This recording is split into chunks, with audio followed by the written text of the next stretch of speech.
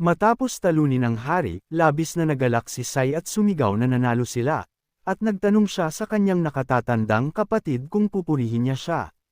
Lumingon si Xiao at sumagot na hindi siya nagpakita sa loob ng mahabang panahon at gusto pa ring magyabang sa kanya. Hindi na siya ang kanyang utusan. Nasaktan si Sect at nagtanong, may nagawa ba siyang mali? Nagtanong si Yun sa kanyang nakatatandang kapatid kung naisip ba niya na wala siya, tiyak na mamamatay sila dito. At sinabi niya sa White Elder Sister na siya ay simpleng magnificent. Sumagot si Xiao na sa katunayan ito nga. Ngayon, ginawa niya ang lahat na tingnan siya sa isang bagong paraan. Sinabi niya na wala itong espesyal. Gusto lang niyang tumulong. Lumapit si Miao sa kanila at sinabing nagpapasalamat siya sa kanila na dumating upang tumulong. Sumagot si Yuan sa batang babae na hindi na kailangan ang pasasalamat. Ito ay isang bagay lamang ng karangalan.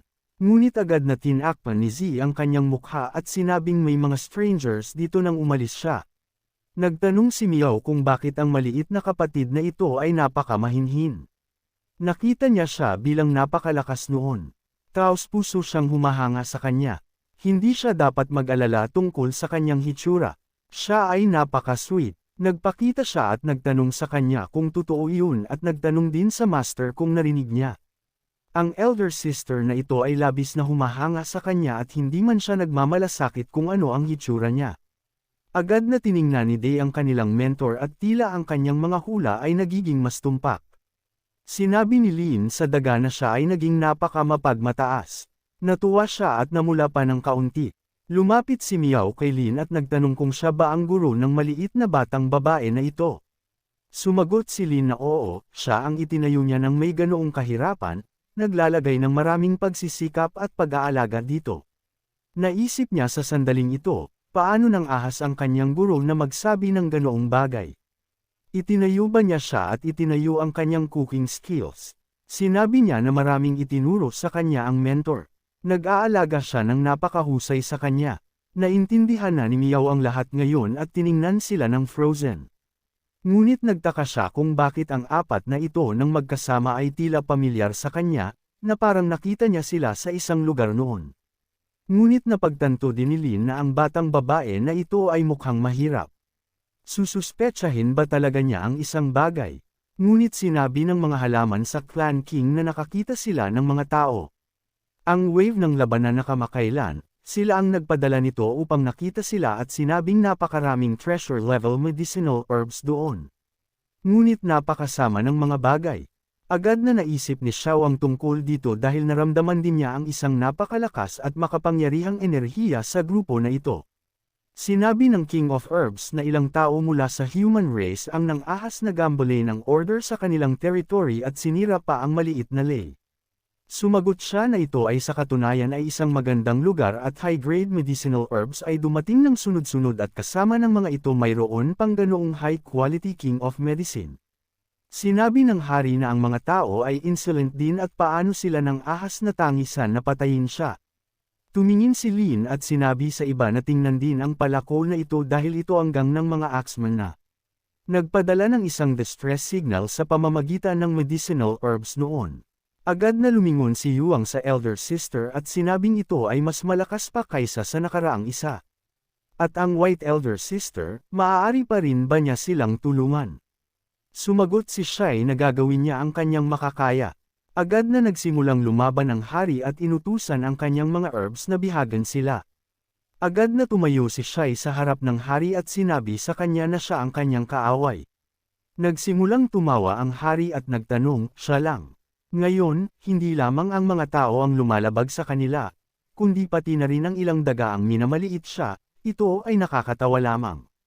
Agad na naglunsad ang hari ng ilang mga atake mula sa iba't ibang direksyon, ngunit hinarap sila ni Shi at itinaboy silang lahat. Ngunit pagkatapos noon, napagod siya at sinabing labis siyang nalilito at nais na samuka at hindi na siya lalaban pa. Sinabi ng hari sa kanya na ang kanyang level ay masyadong mababa upang makipagkumpetensya sa kanyang kamahalan, at hayaan ang stinking rat na mamatay. Ang hari ay itinataas lamang ang kanyang axe sa itaas ng kanyang ulo at inatake, ngunit natakot siya at ipinikit pa ang kanyang mga mata. Ngunit hindi siya pinayagan ni Lin na gawin ito at sinira ang axe sa maliliit na mga piraso.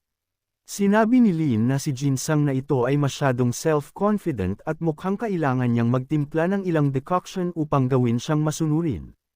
At sinabi niya sa daga na huwag mag-isip ng sobra at hayaan siyang umalis at tulungan sila at iwanan ang lahat dito sa kanya. Natuwa si Shai at tumakbo upang tulungan ang kanyang mga kapatid. Nakita ito ni Miao at sumigaw na makikialam si Yuan. Sumagot si De na hindi niya alam kung bakit. Hindi niya maintindihan kung gaano kalalim ang kanyang kapangyarihan. Ang hari ay hindi lamang nakipag-chat sa kanila ng karagdagang at inatake gamit ang kanyang malakas at makapangyarihang mga kamao. Habang si Lin ay tumayo lamang ng tahimik at naghintay para sa tamang sandali. Alam ni Lin na kung makikialam siya ng seryoso, maiibunyag nito ang kanyang level ng kapangyarihan. Ang mga halaman ay labis na natakot pagkatapos ng lahat ng ito at sinabing imposible iyon. At talagang napakalakas ba ng mga tao?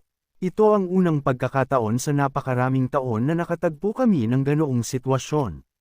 Talaga bang nasa malaking sakuna ang Valley of the King of Medicine? Alam ni Yuang na hindi para sa wala na si Lin ang kanilang mentor.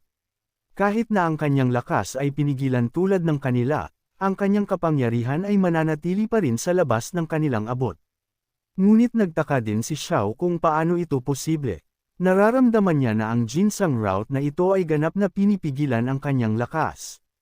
Ngunit nararamdaman niya na tinalo siya ng lalaki na ito nang hindi man lang nagtataas ng isang daliri. Ngunit bakit, kahit na pareho silang nasa 9th level ng Qi, maaari siyang maging ganoon kalakas? At naisip pa rin niya nang walang muwang na maaari niya siyang pigilan, nakikipaglaban sa pantay na tuntunin.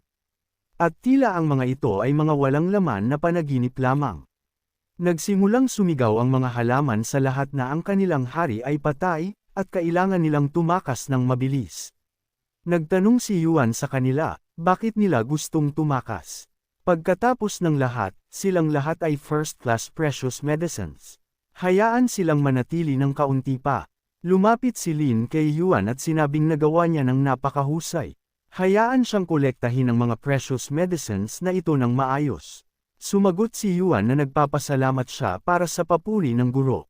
Ito ay lahat dahil sa nasupil niya ang ginseng ng hari at ang estudyante ay nakinabang lamang sa kanyang kasikatan. Ang ibang mga team ay sumali din at sumisigaw na napakaraming precious medicines sa mundo. Ngunit sino ang nagpababa sa kanilang lahat? Mayroon ba talagang mga nakatatanda sa Valley of the King of Medicine na may kakayahang gumawa ng ganoong bagay bukod kay Master Burnt Lantern? At ngayon mayroong ilang mga tao sa harap nila at mukhang nagawa nila iyon. Bigla, lumapit din ang monghe sa kanyang master at sinabing ang ginseng na ito ay hindi ordinaryo kahit kaunti. Sumagot ang master na ito ay isang first-class King of Medicines. Ang mga disciples sa grupo ay nagsabi na nainggit kahit ang King of Medicine ng mga nakararanas ng pagsubok ng heavenly disaster hayaan na ang isang first-class King of Medicine. Kung ito ay nasa labas, ang mga matandang halimaw na nagtatago sa silangang rehiyon ay tiyak na makikialam at susubukan na kunin ito. Ngunit dahil mayroon silang kapangyarihan upang supulan ang King of Medicine, sino ang mga ngahas na makipag-ugnay sa kanila? Nagpasya din ang master na dahil ang first-class King of Medicine ay lumitaw at hindi pa kinikilala ang master, paano ang hanging temple ay simpleng magbubulag-bulagan dito? Nakita ito ni Yuan at agad siyang sinaktan gamit ang kanyang atake. Nakita na ang matandang lalaki ay sumubok na kunin ito at nagtanong kung paano siya nang ahas na kumuha ng pag-aari ng iba, ngunit lumingon ang matandang lalaki sa kanya at nagtanong sa kanya kung hindi niya alam na nakikipaglaban siya sa mga tao mula sa kanilang hanging temple. Sumagot si Xia na sila ay isang grupo ng kalbong mga monghe na agad na sumusubok na kunin ang kanilang mga bagay at tinawag pa ang kanilang mga sarili na mga tagasunod ng Buddha. Sa katunayan, sila ay mga mapagkunwari na mga tulisan lamang. Sinabi ng monghe sa kanya na siya ay isang scoundrel at isang talker. Sino ang maaaring patunayan na sila ang mga tumalo sa kanila? Dumating lang sila muna, iyon lang iyon. Sinabi din ng pangalawang monghe na ang lahat ay tama at pinayuhan siya, ang nakakalat na mga cultists, na huwag kumilos ng impidently. Kung pinukaw niya ang galit ng kanilang hanging temple, Pagkatapos hayaan silang kalimutan ang tungkol sa pagkakaroon ng isang paanan sa silangang rehiyon. Sinabi ng matandang monghe sa lalaki na masyadong malupit ang kanyang mga salita. Tinawag ni Yuan siyang isang matandang kalbong monghe at nagtanong sa kanya kung hindi siya masaya. Dapat ba silang mag-practice? Sumagot ang matandang lalaki sa kanya na siya ay simpleng evil spirits. Sino ang iniisip niya na siya ay nagiging napaka-impudent sa? Hayaan siyang malaman na ang lalaki na ito ay isang tunay na malakas na master na nakaligtas sa isang celestial catastrophe, at siya ay karapat-dapat na maging kanyang karibal. Nagulat ang ibang mga mandirigma at nagtanong ng may pagtataka, isang malakas na master ng heavenly catastrophe. Bagaman naramdaman na niya na ang master na ito ay nasa isang mataas na level, hindi niya inaasahan na siya ay isang tunay na ascendant immortal. Mayroong maraming marangal na mga figures sa Medicine King Valley, ngunit sa harap ng malakas na heavenly disaster masters, sila ay tulad ng mga langgam. Nagtanong si Yuang ng may pagtataka. Master ng heavenly disaster, ngunit hindi mahalaga na ang lahat dito ay nasa 9th level ng Qi. Kahit na lumabas ito, puputulan pa rin niya ito. Ang matandang monghe ay hindi natakot sa anumang bagay at sinabing ang lalaki ay mayroong cheeky tone. At maaari ba niyang sabihin ang kanyang pangalan? Nagpakilala si Yuan sa kanyang sarili at sinabi sa kanila na makinig silang lahat sa kanyang pangalan at huwag manggahas na maging ganoon kagagalit pa. Nagsimulang tumawa ang mga monghe sa kanya at nagtanong kung anong uri ng pangalan ng nayon ang mayroon siya, mula sa anong nayon siya. At dito wala man lang siyang sariling clan, ngunit nang ahas na siyang hamanin ang Master of Heavenly Catastrophe. Lumingon ang matandang lalaki sa benefactor at sinabing mayroon siyang masyadong maraming galit. At ngayon ang matandang monghe ay magpapaliwanag sa kanya. Natuwa si Yuang at sinabi sa kanya na mahusay na dumating siya at ang paglaban sa isang malakas na heavenly disaster master ay tunay na isang bihirang at mahalagang pagkakataon. Sinubukan lamang ni Yuan ang kanyang makakaya upang mahuli ang atake ng matandang lalaki at isang malaking pagsabog ang lumitaw na sumipsip dito. Masaya si Yuan sa panahon ng labanan at sumigaw para sa matandang lalaki na sumubok ulit. At kung gaano ito nakakaganyak para sa kanya. Ginamit ng monghe ang depensa laban sa malalakas na palo ng lalaki at tumayo lamang doon hanggang sa napagod siya sa pag-atake. Sinabi din ng disipulo na hindi niya inaasahan na si Yuan na ito ay napakalakas at maaaring labanan ang master sa loob ng napakatagal at ang master ay marahil ay hindi nagpakita ng kanyang buong lakas. Pagkatapos ng lahat, para sa isang hindi kilalang tulad niya, ang paggamit ng kanyang buong kapangyarihan ay tunog na talagang masama. Alam ng monghe na nagsanay siya ng husto para sa kapakanan ng Medicine King Valley sa loob ng 100,000 taon. At gayunpaman, hindi niya matatalo ang isang nakababatang henerasyon, at ngayon kailangan niyang gamitin ang teknik na ito. Ang monghe ay naghintay lamang para sa kanyang sandali at tinipon ang lahat ng kanyang enerhiya upang sugulin ng sabay-sabay. Hindi naintindihan ni Yuan kung ano ito sa una at nagpatuloy sa pagpalo. Sumigaw ang monghe sa benefactor na huwag sayangin ang kanyang lakas sa walang saysay. Kahit na pinutol niya sa loob ng 3 araw at 3 gabi, hindi pa rin niya ito malalampasan. Pinili ng monghe ang kanyang sandali upang sugulin ng sabay-sabay. At pagkatapos maghatid ng isang fist blow, sumigaw siya na ang lalaki ay masama. Ngunit hindi man natakot si Yuan at nagawang tumugon sa kanyang sword strike sa panahon ng atake ng monghe. Medyo nagulat si Yuan at nakita na ang atake ay walang epekto at nagtanong sa matandang monghe, siya ba ay isang turtle offspring? Nagtanong ang monghe sa lalaki kung bakit siya dumadaan sa paghihirap na ito. Pagkatapos ng lahat, hindi sila mananatili sa Valley of the King of Medicines magpakailanman. Nagtanong din ng mga estudyante, naisip ba niya na ang pagiging katumbas ng master ay cool, at hayaan siyang manatili dito sa buong buhay niya kung gusto niya, ngunit kung aalis siya dito, kung gayon siya ay isang tanga, simpleng nakalaan sa kamatayan. Lumapit din si Lin sa kanila at sinabing kinuha niya ang King of Medicines na ito. Kung ang mga tao mula sa kanilang hanging temple ay dumating upang kunin ito, nangangahulugan ito na hindi nila alam ang sukat at nakuha nila ang kanilang nararapat. Sinabi ng monghe sa kanya na ang sitwasyon ay nagbago dahil sila ay nakialam. Bukod, sino ang nagsabi na ang nahulog sa lupa ay automatikong naging kanila?